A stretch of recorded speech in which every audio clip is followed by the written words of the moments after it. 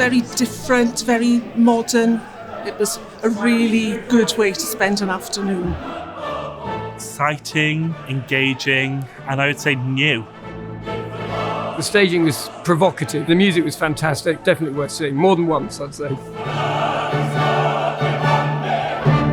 Oedd y cynhyrchiad na'n really newydd, oedd yn cyffroes, a I weld setting o'r sioe mewn ysgol, oedd yn rhywbeth gwahanol iawn.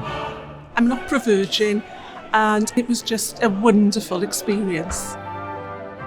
Rebecca Evans' character was almost like a comedian. She stole the show. She was really good. For me, this opera is an excuse for a succession of wonderful love songs. I particularly like the Addio aria, which is wonderfully sophisticated quartet writing. I was a bit worried, never having been before, knowing that the singing was going to be in Italian. With the surtitles, that didn't distract at all.